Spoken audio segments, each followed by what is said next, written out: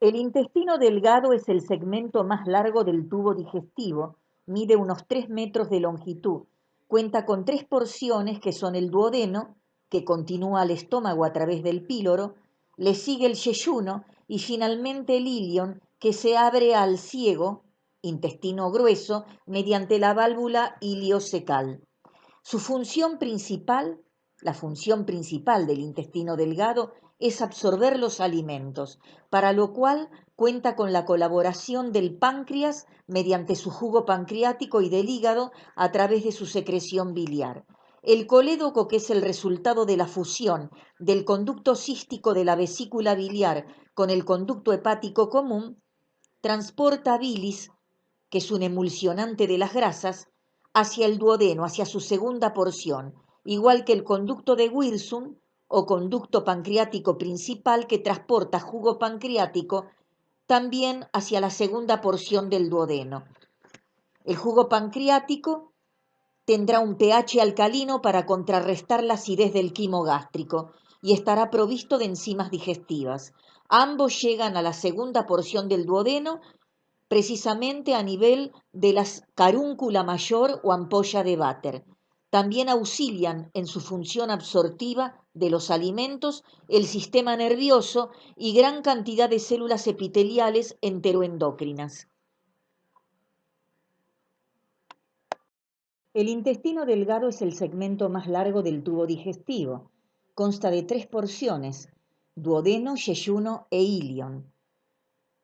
Derivan del intestino primitivo. El duodeno específicamente de los intestinos anterior y medio, tiene un doble origen, mientras que las asas yeyuno-iliales derivan del intestino medio. En su pared, la capa mucosa cuenta con un epitelio de revestimiento simple cilíndrico con chapa estriada y células caliciformes. La lámina propia o corion de tejido conectivo laxo cuenta con vasos sanguíneos y linfáticos de pequeño calibre, fibras nerviosas y el GALT, que a nivel del ilion está representado por las placas de Peyer. Lo característico del intestino delgado es la formación en la capa mucosa de vellosidades y de criptas tubulares. Las vellosidades son evaginaciones del corion revestidas por el epitelio y sobresalen en la luz intestinal, aumentando la superficie de contacto o de intercambio. Las criptas o glándulas de Lieberkühn son invaginaciones de la mucosa de forma tubular. Luego, la capa submucosa de conectivo denso, con vasos sanguíneos, linfáticos, el plexo nervioso submucoso de Meissner, la presencia de glándulas mucosas de Brunner solamente a nivel del duodeno, y en todos sus segmentos algo característico de la submucosa, que es la presencia de las válvulas conniventes o válvulas de Kerckring, o también llamadas plicas circulares, que están representando evaginaciones de la submucosa constantes y revestidas por la mucosa. Dichas válvulas contribuyen a incrementar la superficie absortiva y van a disminuir en número y altura hacia el ilion. Luego sobreviene la capa muscular externa, que es de músculo liso, organizada en una interna circular y una externa longitudinal, entre ellas el plexo nervioso mientérico de Auerbach. Y finalmente, la capa más externa es una cubierta serosa, la serosa peritoneal. Las vellosidades intestinales son estructuras digitiformes o foliáceas, es decir, como dedos u hojas, que se proyectan hacia la luz central del órgano. Representan evaginaciones del corion o lámina propia, revestidas por el epitelio simple cilíndrico con chapa estriada, células caliciformes y células enteroendocrinas. Su función es aumentar la superficie absortiva, es decir, aumentar la superficie de intercambio de nutrientes, agua y electrolitos. En su eje central de tejido conectivo laxo, además de vasos sanguíneos y linfáticos, cuenta con fibras musculares lisas, el músculo de Bruch de algunos autores, que se disponen paralelas al eje longitudinal de la vellosidad, fibras musculares que provienen de la muscular de la mucosa, de su interna circular, y cumplen la función de contraerse y acortar la vellosidad, como si se tratara de una bomba impulsora. También de disposición paralela la presencia de fibras nerviosas aportadas por el plexo submucoso de Meissner. En el eje central de tejido conectivo laxo de la vellosidad intestinal se cuenta con vasos sanguíneos pequeños, es decir, arteriola y vénula de la vellosidad y una red capilar subepitelial que permiten el transporte de aminoácidos y carbohidratos absorbidos. Además, también encontramos capilares linfáticos subepiteliales que se reúnen en un vaso linfático central al que llamaremos quilífero central y que transporta el quilo absorbido por la mucosa. ¿Qué es el quilo? Es un fluido o líquido blanco lechoso que se forma en el intestino delgado durante la digestión. Está compuesto por linfa y por grasas y es la transformación del quimo gástrico a su llegada al duodeno. Colaboran con esta transformación o cambio las secreciones intestinales, el jugo pancreático que contiene agua, electrolitos, bicarbonato y enzimas digestivas, la bilis y los lípidos que son emulsionados por las sales biliares. La bilis es producida por el hígado y almacenada en la vesícula biliar y luego transportada por el conducto colédoco hasta la segunda porción del duodeno. La bilis es la encargada de fraccionar a las grasas en pequeñas gotitas, los kilomicrones, para que puedan digerirse mejor. Por lo tanto, los kilomicrones son pequeñas partículas de lipoproteínas, pero con densidad muy baja y constituidas por un 85 a 92% de triglicéridos, por 12,6% de fosfolípidos, por 1,3% de colesterol y por 1 a 2% de proteínas. Es esta la forma de transportar los lípidos de la dieta desde el intestino a otros lugares del cuerpo. O sea, los kilomicrones son la forma en que se transportan las grasas de la dieta desde el intestino a los diferentes tejidos.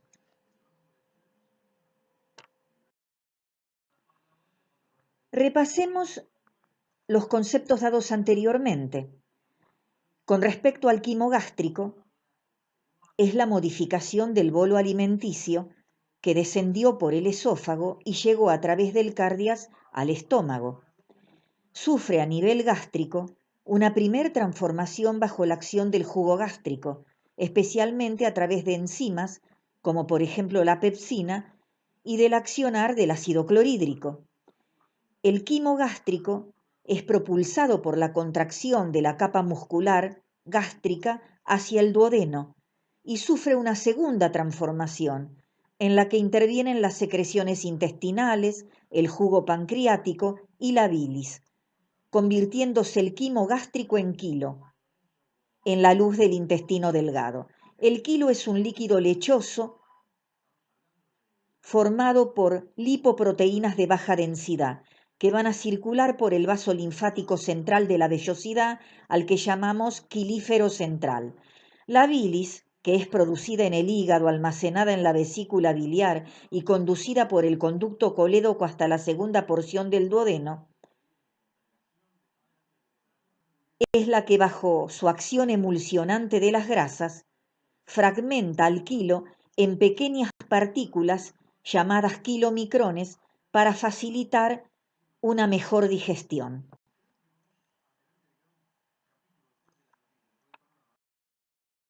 Cuando escuchen decir o lean el término glándulas intestinales, se está haciendo referencia a las glándulas o criptas de Lieberkühn, que encontraremos tanto en la mucosa del intestino delgado como en la mucosa del intestino grueso. En este caso, en el intestino delgado, están representando invaginaciones del epitelio intestinal que se encuentran a nivel de las bases de las vellosidades. Son glándulas tubulares simples, multicelulares. Dentro de los tipos celulares que encontramos en ellas, tenemos a los enterocitos o células absortivas, cilíndricas, que son una continuidad o proyección de las mismas que encontramos revistiendo a las vellosidades, las células indiferenciadas o madres, que las encontramos en la mitad inferior de estas glándulas y que son las que se encargarán de renovar tanto el epitelio glandular como el epitelio de revestimiento intestinal a través de activa mitosis. Las glándulas también contienen células caliciformes, células enteroendocrinas productoras de péptidos con acción hormonal, y en el fondo de estas glándulas, en el intestino delgado, encontraremos a las células de Paneth. En la microfotografía que se observa a la derecha, que corresponde a un corte histológico de yeyuno, teñido con hematocilina y eosina y con un aumento de 400 por, se observan el origen, la apertura de varias glándulas de Lieberkühn entre las vellosidades intestinales a nivel de sus bases, recorriendo luego a través de su estructura tubular el corion o lámina propia de tejido conectivo laxo, pero remarcado o circunscripto por un círculo el corte oblicuo en parte del trayecto de dos glándulas de Lieberkühn y remarcado circunscripto por un rectángulo el corte longitudinal de una glándula de Lieberkühn abriéndose entre dos vellosidades contiguas.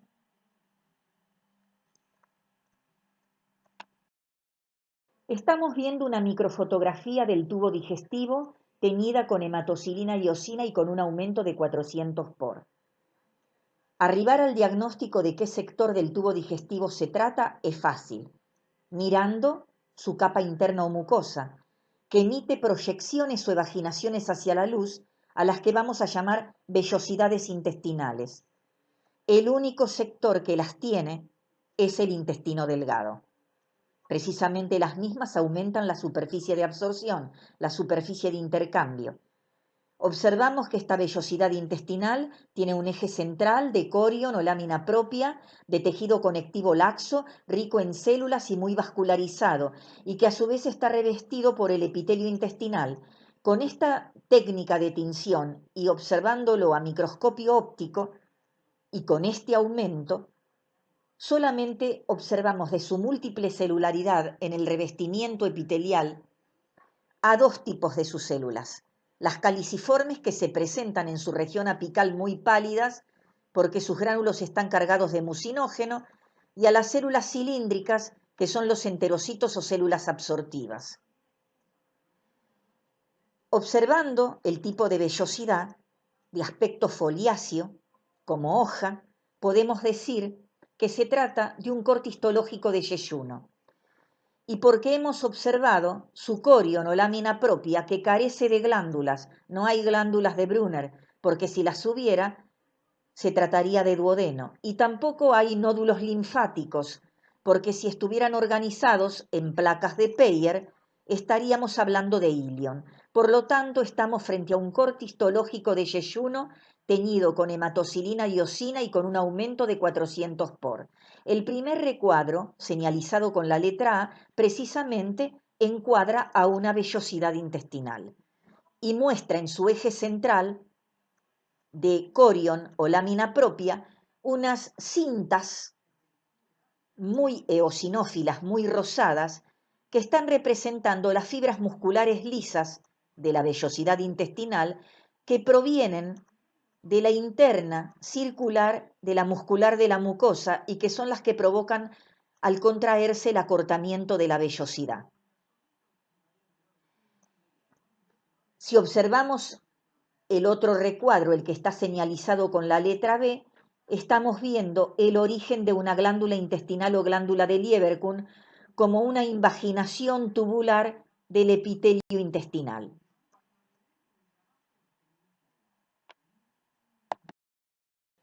En el epitelio de la mucosa intestinal, el epitelio que reviste a las vellosidades y que conforma a las glándulas de Lieberkühn, encontramos diferentes tipos celulares.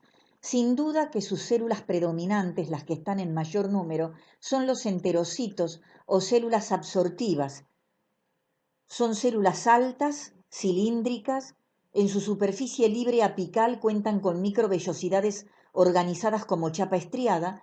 Estas microvellosidades aumentan la superficie de absorción, producen enzimas para la digestión que preferentemente se ubican en el plasmalema apical y que son tales como disacaridasas, entre las que encontramos lactasas, maltasas, sacarasa, además también peptidasas y aminopeptidasas. Estas últimas, las aminopeptidasas, no solamente pueden estar en el plasmalema apical, sino también en el citoplasma de los enterocitos. Los enterocitos absorben diversos nutrientes esenciales y transportan agua y electrolitos al interior del organismo. Con respecto a las células caliciformes, representativas del sistema glandular unicelular exócrino, y que se les describe forma de copa o cáliz por tener su región basal estrecha, donde contienen al núcleo y a las organelas, y su región apical distendida, con gran riqueza de gránulos que contienen mucinógeno. Por lo tanto, estas células son mucosecretoras. Aumentan en número a medida que nos acercamos al ilion y nos aproximamos al intestino grueso.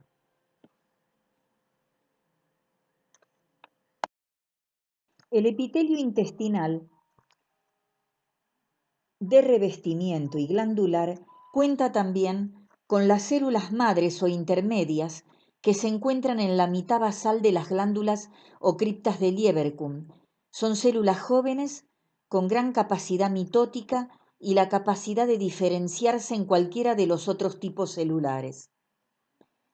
Con respecto a las células M, están en el epitelio intestinal que reviste a un corion con tejido linfoide, sean placas de Peyer en el ilion o se trate de nódulos solitarios. Estas células son altas, presentan en su superficie libre apical micropliegues, por endocitosis incorporan en su citoplasma, en vesículas citoplasmáticas, a microorganismos y macromoléculas desde la luz intestinal. Es una célula transportadora de antígenos hacia la membrana vasolateral y vuelcan el contenido de dichas vesículas en el espacio intercelular del corion, es decir, cerca de los linfocitos T CD4. O sea, no son presentadoras de antígeno, sino transportadoras de antígenos.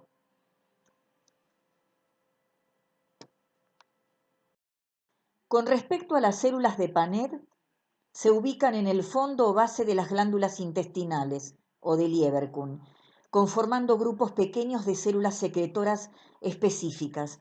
Su región basal es basófila, conteniendo al núcleo y al retículo endoplasmático rugoso, con un aparato de Golgi supranuclear, y a nivel apical están cargadas de gránulos acidófilos que contienen la enzima antibacteriana lisozima, además de contener alfa-defensinas, zinc y glucoproteínas que contienen un alto contenido en arginina. El aminoácido arginina resulta ser el responsable de la gran acidofilia de los gránulos celulares. Las alfa-defensinas son mediadoras en los linfocitos TCD8. Esta acción antibacteriana y su capacidad fagocitaria indican que las células de Paneth regulan la flora bacteriana intestinal. Con respecto a las células enteroendocrinas, son de tamaño variable, ovoides o piramidales, dispersas entre las otras células. Se identifican con técnicas de inmunohistoquímica. Sus gránulos conteniendo péptidos de acción hormonal se ubican en el citoplasma basal, pues su contenido será secretado hacia los vasos sanguíneos de la lámina propia. Estas células representan al sistema endocrino unicelular. Algunos de los péptidos secretados en esta región intestinal son la colecistoquinina, la secretina, la motilina, etc. El sistema endocrino unicelular del tubo digestivo está planteado en la clase teórica de sistema endocrino. Ambas microfotografías teñidas con hematocirina y eosina, pero con diferente aumento. La de la izquierda con un aumento de 400 por y la de la derecha con un aumento de 600 por. Están representando cortes que pasan por la mucosa del intestino delgado. Precisamente la microfotografía de la izquierda, al dejarnos ver la presencia de vellosidades intestinales, corroboran el diagnóstico de intestino delgado. también vemos el origen entre vellosidades vecinas de glándulas intestinales o de Lieberkühn que transitan por el corion o lámina propia y alcanzamos a ver algo de muscular de la mucosa. En la microfotografía de la derecha, al tener un aumento de 600 por, el campo es más restringido, pero se ve en mayor tamaño. Y estamos viendo muscular de la mucosa, estamos viendo parte del corion que se observa rico en células y parte de dos glándulas de Lieberkühn señaladas con flechas verdes, sus fondos o bases, donde se observan grupos de células de Paneth, las células que eran reguladoras de la flora bacteriana intestinal, células que tienen su superficie apical cargadas de gránulos muy acidófilos porque tienen un alto contenido en el aminoácido arginina.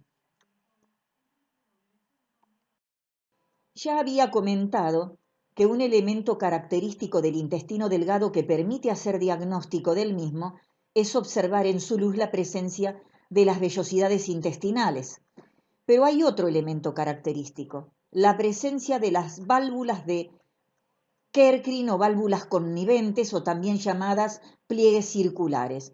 Estas válvulas conniventes o válvulas de Kerckrin son pliegues constantes, pliegues permanentes de submucosa revestidos por la mucosa. Es decir, que como lo observamos en la microfotografía de la derecha, teñida con hematocilina y eosina y con un aumento aproximado de 200 por, la válvula connivente o válvula de Kerckrin tiene como eje central a la submucosa de tejido conectivo denso, que está señalizada con la letra B, revestida por los componentes de la mucosa intestinal, señalada con la letra A, la muscular de la mucosa, con la letra C, la lámina propia o corion, de conectivo laxo, con la letra D señaladas 3 de sus vellosidades, con la letra E señaladas 2 glándulas o criptas de Lieberkühn en corte oblicuo. Estas válvulas conniventes tienen la función de aumentar la superficie de absorción. Pueden faltar en los 3 a 4 primeros centímetros del duodeno, como pueden estar ausentes en la parte más distal del ilion. Se encuentran más altas, más desarrolladas a nivel del yeyuno. Ambas microfotografías representan un corte de yeyuno pasando a la altura de una válvula connivente o válvula de Kerckrin. Ambas están teñidas con hematocilina y eosina y con un aumento de 400 por. La diferencia entre la imagen de la izquierda y la de la derecha radica en que en la imagen de la izquierda se ve mucosa, submucosa, ambas formando la válvula connivente y además se ve muscular externa. Mientras que en la imagen de la derecha solamente se ve la parte más apical de esa válvula connivente y solamente vemos submucosa y mucosa. En la mucosa se observan a las glándulas intestinales o glándulas de Lieberkühn cortadas predominantemente en sentido longitudinal. A las válvulas conniventes, válvulas de Kerckrin o pliegues circulares capaces de aumentar la superficie de absorción se los identifica con las letras B corta C.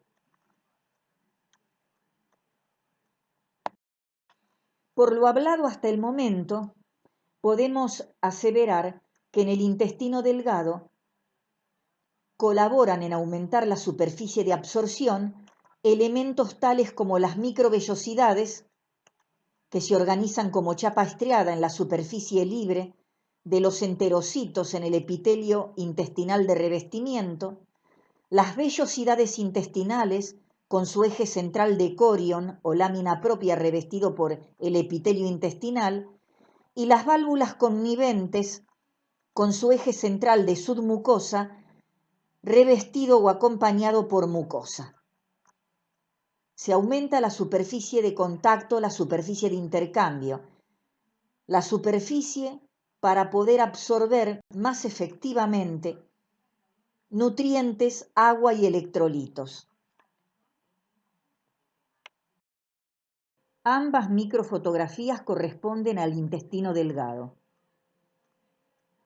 Están teñidas con una técnica tricrómica, la técnica tricrómica de Gomori, la que tiñe con el color verde luz todo lo que es tejido conectivo, por eso estamos viendo coloreado de verde el conectivo de la submucosa, porque en la submucosa, en ambas imágenes, pero con diferente aumento, vamos a observar elementos nerviosos representativos del plexo nervioso submucoso de Meissner.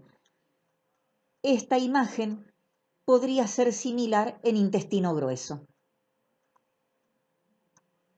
La imagen de la izquierda tiene un aumento aproximado de 400 por y la imagen de la derecha de 600 por.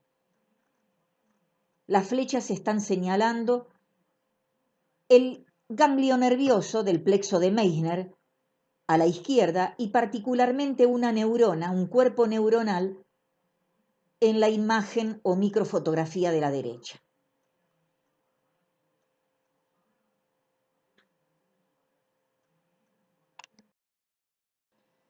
En la imagen estamos observando a la capa muscular externa del intestino delgado,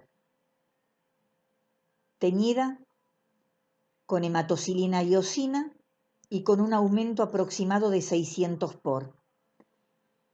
Entre la interna circular y la externa longitudinal de la muscular externa se observa, señalado con una flecha, un cuerpo alargado u ovoide, claro, que se corresponde con un ganglio nervioso del plexo nervioso mientérico de Auerbach. Con la letra N se señala un cuerpo neuronal para corroborar que no es simplemente un nervio, sino que la presencia de cuerpos neuronales certifican que es un ganglio nervioso. Su palidez se debe a que es una conjunción de fibras nerviosas predominantemente cortadas transversalmente, donde los espacios en blanco representan los sitios ocupados por la mielina que se ha diluido con los pasos de la técnica histológica. Y los núcleos alargados o redondos que acompañan, bien basófilos, se corresponden con células de Schwann.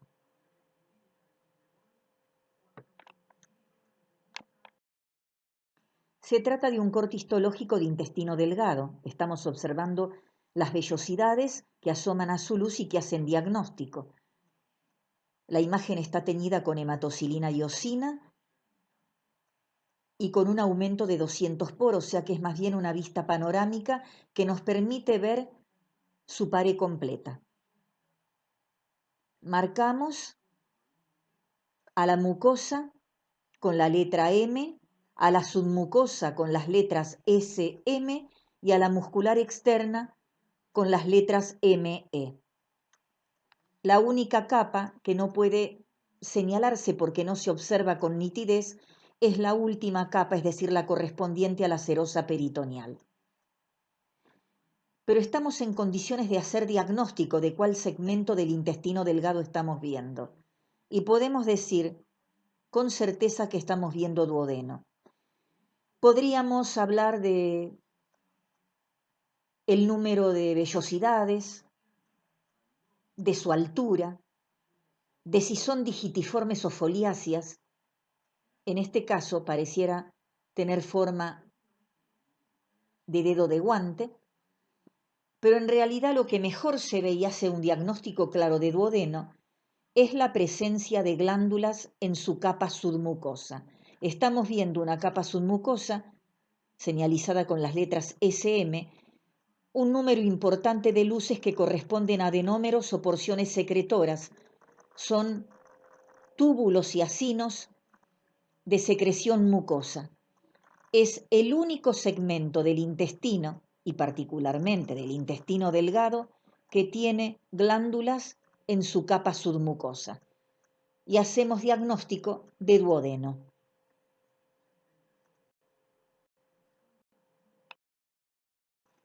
Microfotografía que corresponde a un sector del duodeno teñida con hematocilina y eosina y con un aumento de 600 por.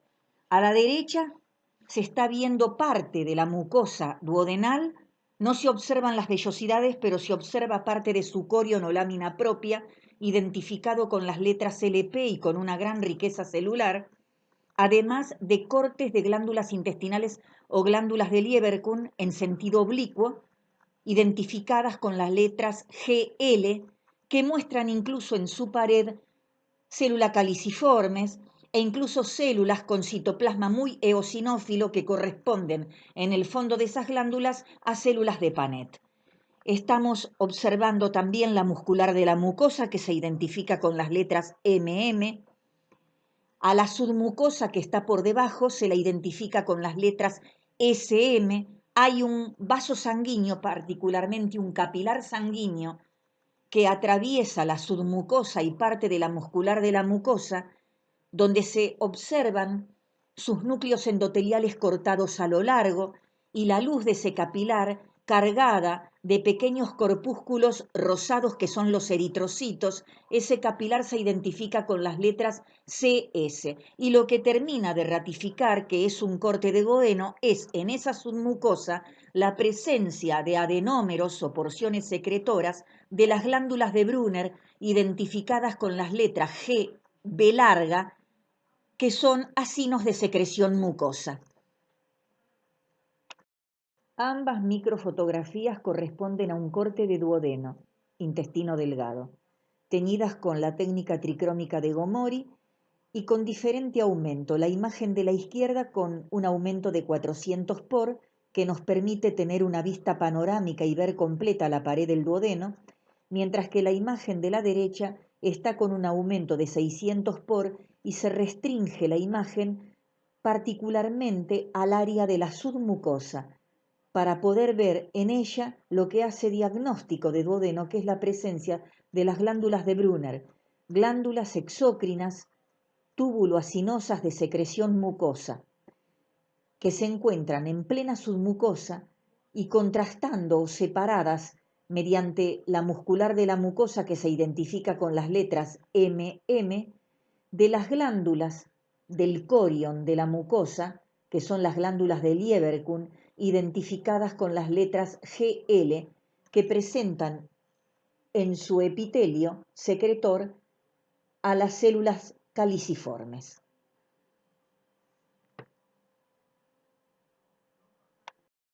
La imagen representa un corte de intestino delgado que pasa por el yeyuno. Está teñido con hematocilina y eosina y con un aumento de 400 por. Se ve la pared incompleta porque estamos viendo la capa mucosa y parte de la submucosa. En la submucosa se observan adipocitos, sobre todo en la región inferior izquierda.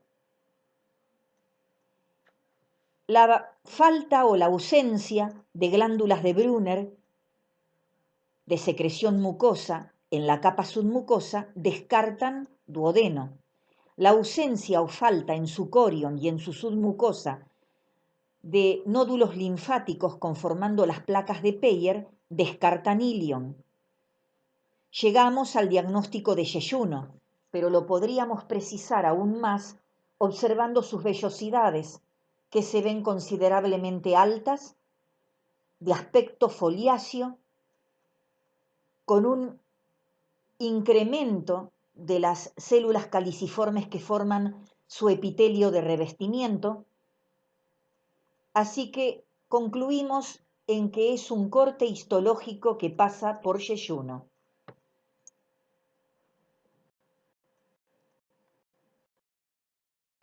Estamos viendo dos microfotografías que representan al ilion, es decir, al segmento terminal del intestino delgado.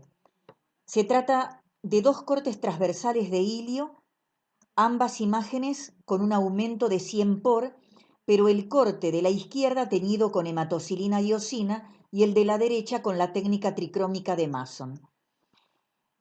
El ilion tiene vellosidades más cortas y de aspecto digitiforme. Las válvulas conniventes están en menor número y pueden faltar en su mitad distal. Cuentan con un incremento de las células caliciformes a medida que se va acercando al intestino grueso. A nivel de la lámina propia o corion existen un número importante de sobreelevaciones de tejido linfático, que son las placas de Peyer. En el adulto puede haber más de 40 sobrelevaciones o placas de Peyer e incluso un mayor número en los niños. Cada sobrelevación o placa de Peyer puede tener hasta 300 folículos linfáticos. En los folículos linfáticos hay linfocitos B y en el tejido linfático interfolicular o internodular encontramos linfocitos T porque son zonas timodependientes. Las placas de Peyer se insertan en la pared antimesentérica del órgano, es decir, en la pared opuesta a la inserción del mesenterio. Se encuentran en la lámina propia o corion las placas de Peyer, pero cuando crecen o proliferan pueden invadir la submucosa. Microfotografía para ver una vez más un corte histológico de ilion, es decir, del segmento distal del intestino delgado. Está teñida con hematocilina y eosina y con un aumento de 200 por. Dije anteriormente que el ilion se diagnostica por la presencia de sobreelevaciones, las placas de Peyer, que pueden estar en número de 40 en un adulto, y cada una de ellas conformada por un conglomerado a veces hasta de 300 nódulos linfáticos, que se encuentran en el corion o lámina propia de la mucosa y que cuando proliferan o crecen activamente invaden la submucosa.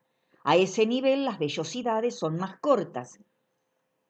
La inserción es en el borde o pared antimesentérico, es decir, en el lado opuesto al sitio de la pared donde se inserta el mesenterio. Pero es bueno saber que en otras especies animales puede la existencia de estos nódulos haber crecido inicialmente en la submucosa, como se está viendo en imagen, y luego invadir el corion. Esto no es un ilion humano, pero de todos modos es un ilion característico con su tejido linfático, es decir, con sus placas de Peyer. Y estos nódulos incluso están activos porque presentan un centro claro o centro germinativo, así que son nódulos secundarios.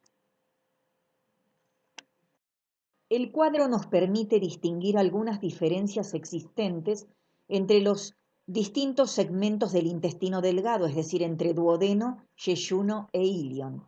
Por ejemplo, en el duodeno, las evaginaciones de la submucosa que constituyen las válvulas de Kerkrin o válvulas conniventes están presentes, pero pueden faltar en sus primeros 4 centímetros. Con respecto a las vellosidades, que son evaginaciones del corion, revestidas de epitelio, están presentes y desarrolladas y pueden tener tanto forma digitiforme como de dedo o forma foliácea como hoja. Con respecto al tejido linfoide, en su corion o lámina propia, representativo del GAL, está representado por nódulos solitarios. La presencia de células caliciformes en el epitelio que reviste sus vellosidades o en el epitelio de las glándulas de Lieberkühn no es abundante, son escasas. Las glándulas de Brunner solamente están en la submucosa y en abundancia muy desarrolladas en la submucosa del duodeno. Con respecto al yeyuno, sí tiene válvulas de Kerkrin y bien desarrolladas. Con respecto a sus vellosidades, son de tipo foliáceo. El tejido linfoide en el corion también está representado por nódulos solitarios. Las células caliciformes se han incrementado. No es habitual que el yeyuno tenga glándulas de Brunner, pero se podrían encontrar solo en un 30% de los jóvenes. Con respecto al ilion, sí tiene válvulas de Kerkrin, aunque faltan muchas veces en su mitad distal. Sus vellosidades son más cortas y de tipo digitiforme. El tejido linfoide es característico, está representado por las placas de Peyer, sobre elevaciones en número de 40 o más, formadas cada una de ellas, cada una de las placas, por hasta 300 folículos linfáticos, ubicadas en el corion de la cara o pared antimesentérica, el lado opuesto a la inserción del mesenterio, y cuando están muy desarrolladas pueden invadir la submucosa. En ellas, en el ilion, por la cercanía al intestino grueso, se incrementa aún más el número de células caliciformes en sus vellosidades y en sus glándulas de Lieberkühn. Y definitivamente en la submucosa del ilion no hay glándulas de Brunner.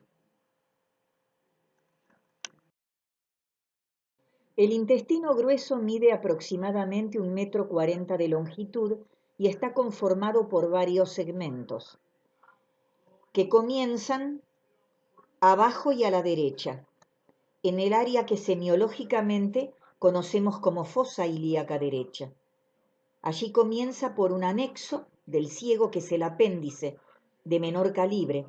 El apéndice entonces se abre al ciego, el ciego también está en la fosa ilíaca derecha, se continúa con el inicio del marco colónico, que es el colon ascendente, que asciende lateralmente a la derecha en la región que semiológicamente vamos a llamar flanco derecho.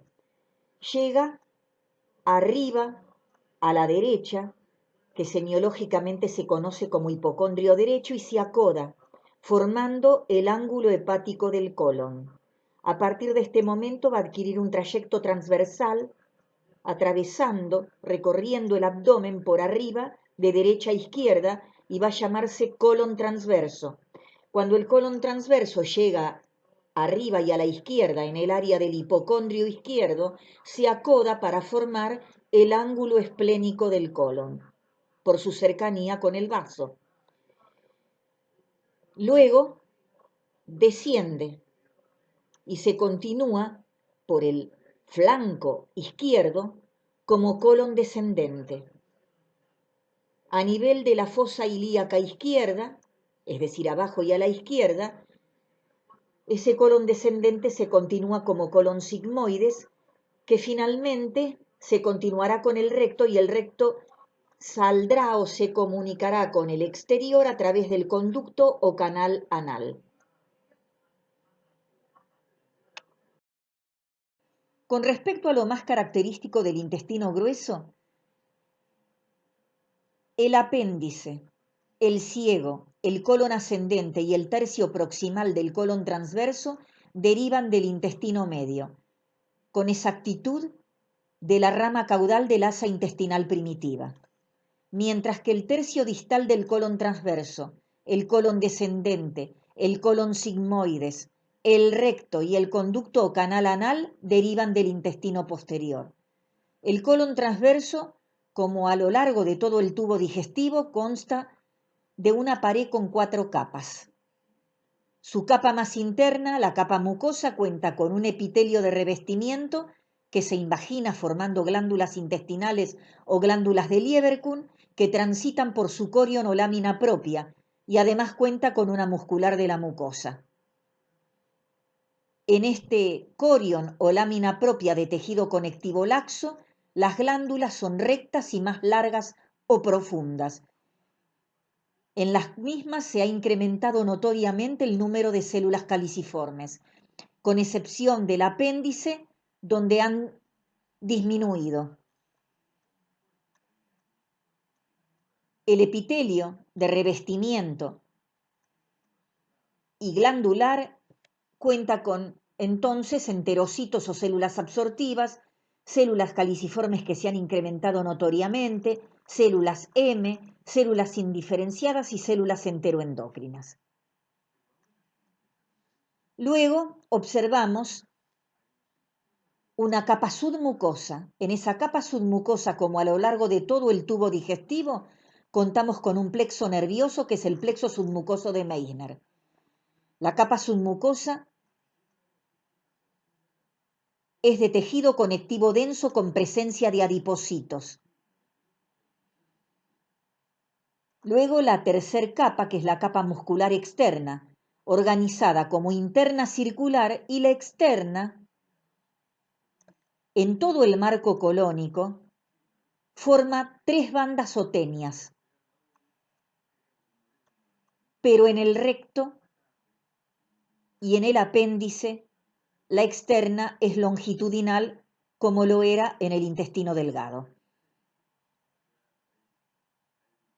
En la muscular externa nos encontramos como a lo largo de todo el tubo digestivo con otro plexo nervioso que es el mientérico de Auerbach. Y finalmente la capa serosa, que sabemos que va a contar, a excepción del recto y del apéndice, con unas bolsitas o evaginaciones pediculadas que contienen adipocitos y que se llaman apéndices epiploicos. La función del intestino grueso es reabsorber agua y electrolitos y eliminar los alimentos no digeridos y los desechos. Por eso es tan importante el incremento de las células caliciformes productoras de moco que ejerce una acción lubricante de la mucosa. En la microfotografía de la derecha, el corte toma al intestino grueso, al colon, y pasa por su capa mucosa. Esta imagen está teñida con hematocilina y eosina y con un aumento aproximado de 400 por. Al faltar aquí las vellosidades, por tratarse de colon, vemos que sus glándulas intestinales o de Lieberkühn son bien rectas y más largas o profundas. Al hablar de su celularidad, aquí el epitelio intestinal de revestimiento y glandular tiene la misma variedad de células que describí para el intestino delgado, excepto por las células de Paneth que en el intestino grueso están ausentes en condiciones normales. El resto de la celularidad está normalmente presente y se trata de enterocitos o células absortivas que en su superficie apical libre cuentan con chapa estriada, células caliciformes productoras de moco, células enteroendocrinas que se detectan por inmunohistoquímica o con técnicas de impregnación con sales metálicas y que vuelcan a la sangre su producto, que son péptidos con acción hormonal a distancia, células M que son transportadoras de antígenos y están en el epitelio de revestimiento que reviste un corion en el cual encontramos acúmulos de tejido linfoide.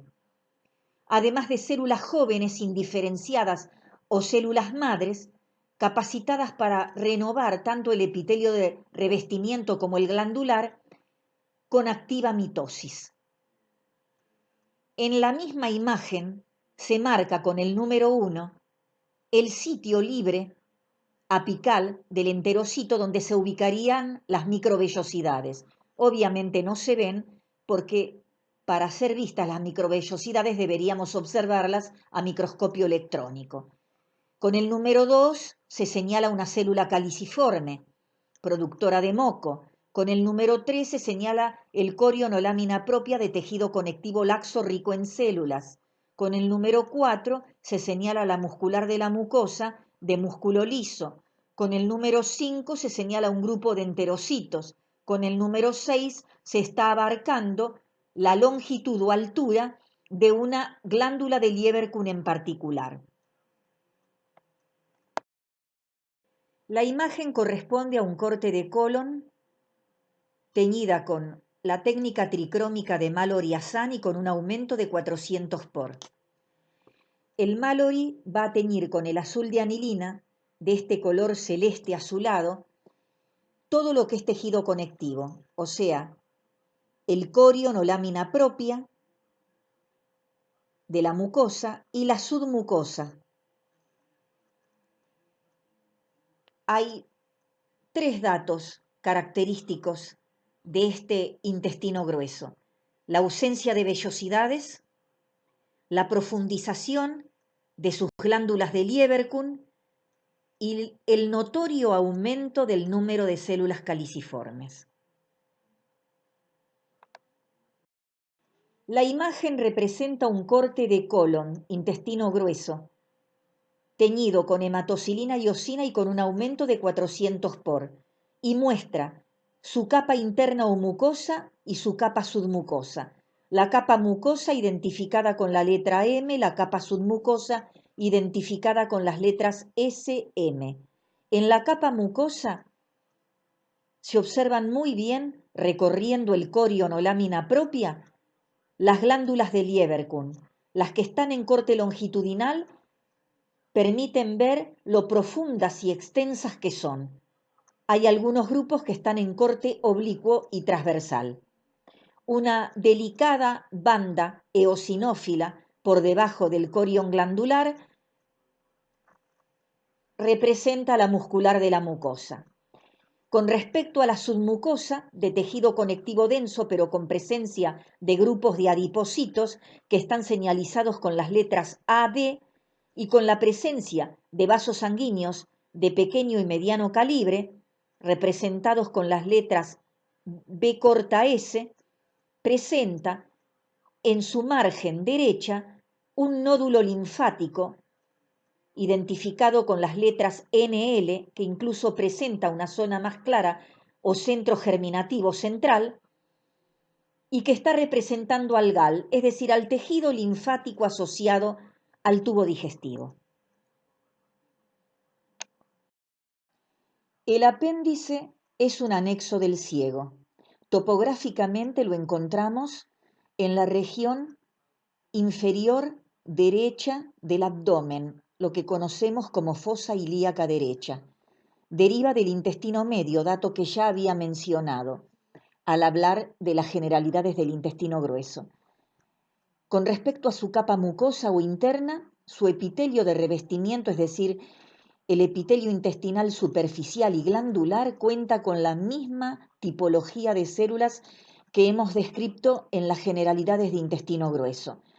Sus glándulas intestinales o glándulas de Lieberkühn resultan algo más cortas, es decir, menos profundas y están en menor número. Su corion o lámina propia de tejido conectivo laxo está invadido por un importante número de nódulos linfáticos de gran tamaño con centro germinativo, es decir, funcionalmente secundarios. Obviamente que los nódulos son centro de formación o maduración de linfocitos B y el tejido linfático internodular o interfolicular son zonas timodependientes y están habitadas por linfocitos T. La muscular de la mucosa se encuentra interrumpida por sectores. Esto es consecuencia de la gran proliferación del tejido linfoide. El tejido linfoide, al crecer, al proliferar, empuja y desplaza a las glándulas de Lieberkühn, interrumpe sectorialmente a la muscular de la mucosa y si sigue proliferando puede invadir a la submucosa. La submucosa no reviste características particulares, tejido conectivo denso, con vasos sanguíneos, fibras nerviosas y la presencia fundamentalmente, representando al tejido nervioso, del plexo submucoso de Meissner.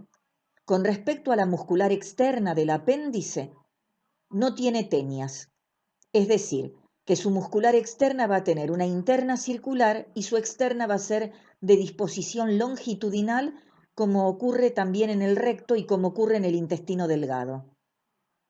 Con respecto a su cubierta más externa o serosa, a diferencia del marco colónico, el apéndice e incluso el recto carecen de apéndices epiploicos. La microfotografía que se observa a la derecha es una imagen de apéndice teñida con la técnica tricrómica de Mallory-Assam, donde muestra claramente la amplitud de su mucosa, particularmente de su corion, que además de presentar escasas glándulas de Lieberkühn y cortas, está prácticamente ocupado por el tejido linfoide. Por debajo se ve algo de submucosa.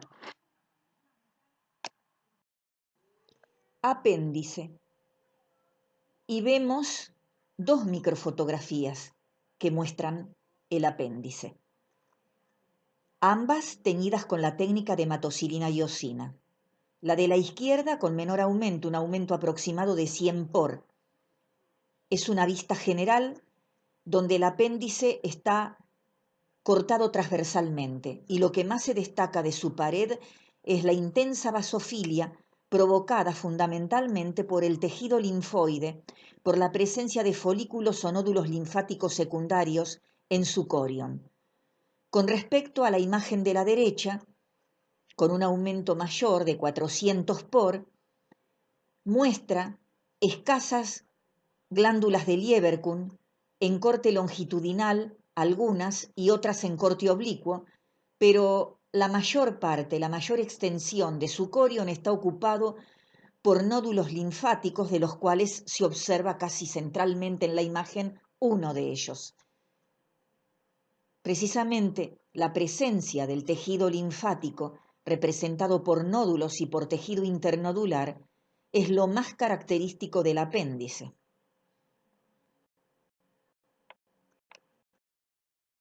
El recto representa la porción distal y dilatada del intestino grueso. En su región superior presenta pliegues rectales transversos. Su capa mucosa es similar a la mucosa del marco colónico. Pero en su corion o lámina propia, las glándulas o criptas de Lieberkühn se caracterizan por tener un mayor número de células caliciformes. A nivel distal, se continúa con el conducto o canal anal, que es lo más distal o terminal de todo el tubo digestivo. A nivel de su muscular externa, como pasaba con el apéndice y con el intestino delgado, no forma tenias. Su muscular externa se organiza en interna circular y externa longitudinal. A nivel de su capa serosa, igual que como comenté con respecto al apéndice, no forma apéndices epiploicos. Observando la microfotografía de la derecha, que pasa por la región superior del recto y que está teñida con hematocilina y osina con un aumento aproximado de 200 por, hay uno de los pliegues rectales transversos señalado con las letras PRT y se observa que dicho pliegue tiene como eje central a la submucosa. Se señala la mucosa toda su extensión con la letra M y se señala la submucosa con las letras SM. El conducto o canal anal es lo más distal del tubo digestivo y limita cefálicamente con el recto y caudalmente con la región anal. Mide 4 centímetros de longitud, extendiéndose desde el diafragma pelviano hasta el orificio anal. En el conducto anal, la mucosa del recto se continúa con la epidermis de la piel. En su región superior, el conducto anal posee pliegues longitudinales señalados en el dibujo esquemático de la izquierda. Los pliegues longitudinales o pliegues anales son las columnas de Morgagni. Entre las columnas de Morgagni, o pliegues anales longitudinales, hay depresiones que llamamos senos anales. En el conducto anal se reconocerán entonces tres zonas. La zona colorectal, que se corresponde con el tercio superior del conducto anal, con mucosa similar al recto, así que el epitelio es simple cilíndrico. En el tercio medio está la zona de transición, con una organización variable y diferentes tipos celulares. Es la transición entre el epitelio simple cilíndrico y el epitelio estratificado plano queratinizado de la piel. Así que el epitelio de esta zona de transición es estratificado cilíndrico. En el tercio inferior del conducto anal corresponde la zona cutánea o zona de la piel perianal, que cuenta con epitelio estratificado plano queratinizado que se continúa con el de la piel perianal. En la microfotografía de la derecha, teñida con la técnica tricrómica de Mallory y Hassan, se observa la transición de la mucosa rectal anal y su continuidad con la piel. Las diferencias del intestino grueso con respecto al intestino delgado muestran que el intestino grueso en su capa mucosa no tiene vellosidades, por lo que las glándulas de Lieberkühn son rectas y más profundas. Hay un mayor número de células caliciformes en el epitelio intestinal de revestimiento y glandular, excepto en el apéndice, en donde las células caliciformes son pocas. En la capa submucosa del intestino grueso no hay válvulas conniventes y no hay glándulas. Con respecto a su muscular externa, su interna es circular como en el intestino delgado, pero su externa forma 3 bandas o tenias. En el apéndice la externa es longitudinal como en el intestino delgado. En la última capa, la más externa, es decir, la serosa peritoneal, se encuentran pequeñas formaciones en forma de vaginaciones pediculadas con tejido adiposo que se denominan apéndices epiploicos. Son característicos, pero no se les conoce función. Y están ausentes en el recto y en el apéndice.